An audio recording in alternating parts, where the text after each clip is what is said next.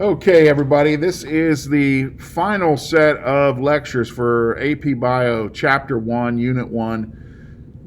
We're going to talk about nucleic acids today. So you probably know already their function. They are found in the nucleus. They are chemically acidic, and they make up things like DNA, RNA, mRNA, tRNA, and their job is information storage. Okay, so they are information polymers. They are biology's hard drive. All right, they have these elements in them. You probably already know that if you were paying attention in the first lecture on biomolecules. So one of the big ones you're going to see when you separate out, if you're shown a picture of a molecule and you're sort of like, well, what is this? Proteins have nitrogen. They don't have phosphorus. So nucleic acids, listen, everything has these guys right here. But, let's change that. Everything has these guys here, okay? But only nucleic acids are going to have N and P, okay? N and P. So if you see those and you see some rings, you'll know you're in the nucleic acid family. All right, come on, erase for me. There we go. There is no general formula like there is for sugars or carbs, I should say. But I already mentioned this. Your examples are the different kinds of DNA and RNA. All right, let's talk a little bit more about these.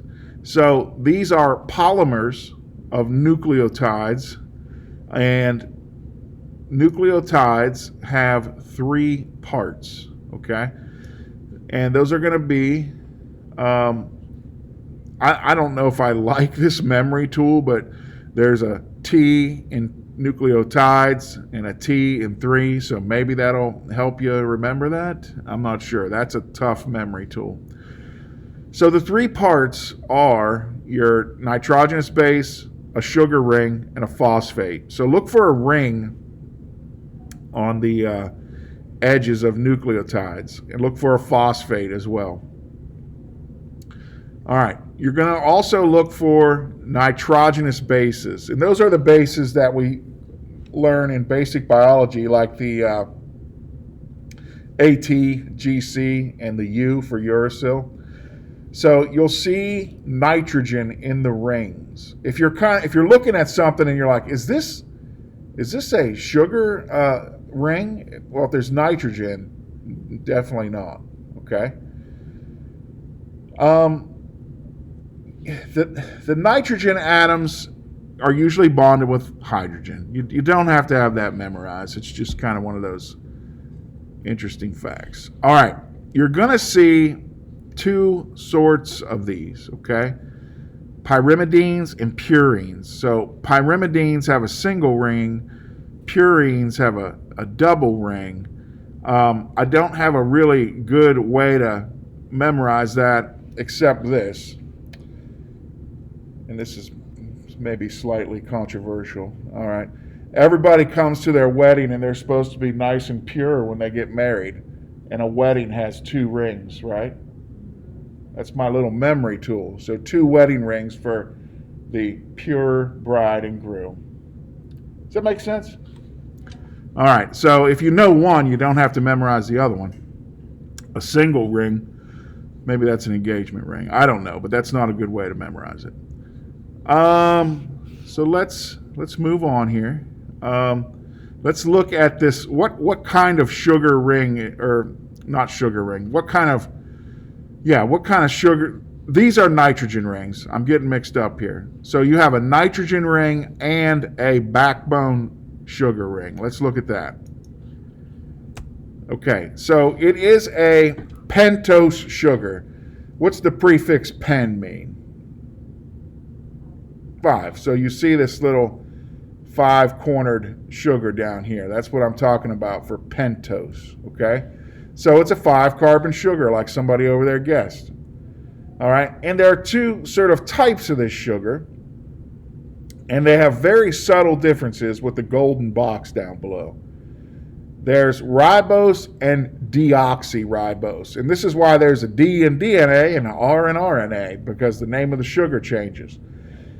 So in RNA, you have an extra oxygen, and in DNA, you've deoxidized it, so you take that oxygen off.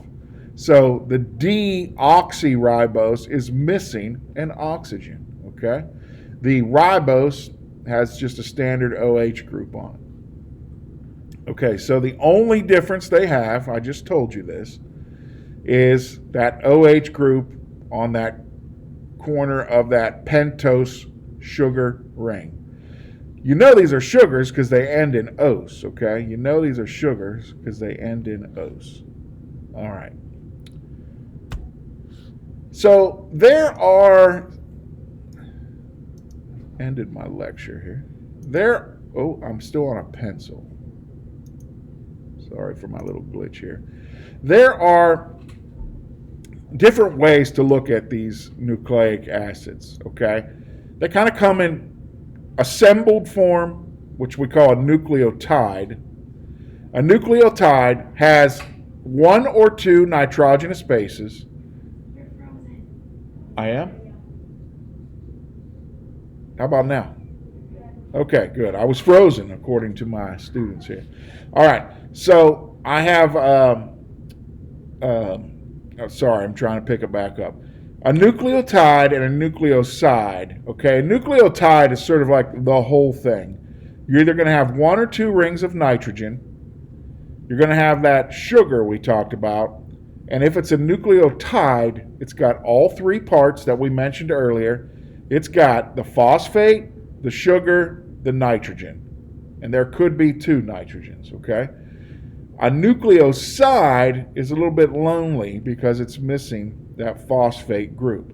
So that's the difference between a nucleotide and a nucleoside. And when I say they could have an extra ring, you might see, an extra, I can't draw. You might see extra rings. Those are supposed to be rings, nice geometric rings. So you might see that there, but the rule is still the same. The rule is still the same. Okay, so try to use this little memory tool, all right? A nucleoside, it's a base and a sugar, so you got an S in all three things, okay?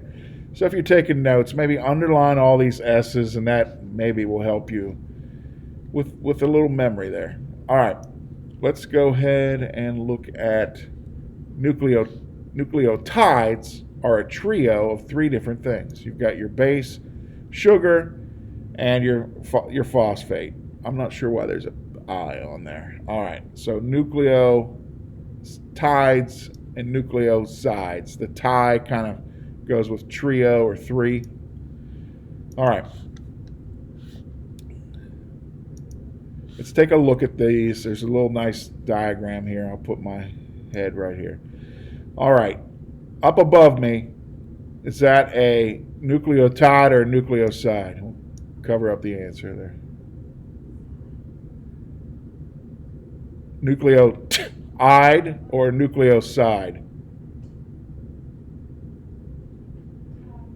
Okay, I'm getting nucleotide over there. It has three parts. It has the phosphate, it has the sugar, and it has the base. So that's a nucleotide. Tide, three. T for three, okay? So that's a nucleotide. Some of them, look over here, some of them have two nitrogenous bases, some of them have one, okay? And that's the reason why only certain bases will match up. A goes with T because single rings always match with double rings. So that's leading into this next part over here, okay? So if you look over here, some of these are single rings, and if you think back to your basic biology, you have something like this. A's always match with T's, and G's always match with C's. I'm just going to cover DNA for the moment. In RNA, you've got the U. And what we see is there's not enough room in DNA and RNA for a double to match with a double. So you would never see an A matching with a T because you're trying to fit 4 rings in there to make the sort of handles on the ladder. So if you look at a complete DNA molecule, both sides, you'll see 3 rings will make up the rungs or the handles of the ladder, because an A with 2 rings will join with a T with 1 ring, and a C will join with a G, and so that's sort of where that system comes in. So these are, like we said, your wedding rings with 2 rings where everybody's nice and pure at the wedding. 2 wedding rings for the pure, okay? So this is sort of a 1-page picture that summarizes all this. My memory tools, I hope those help you with the nucleotide for 3. Nucleoside, you're only going to have 2, okay? And the pure for two wedding rings. All right.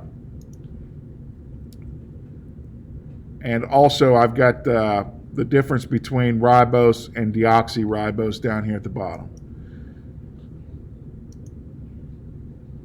So nucleic acids are probably the most complex out of the 4 types of biomolecules. All right.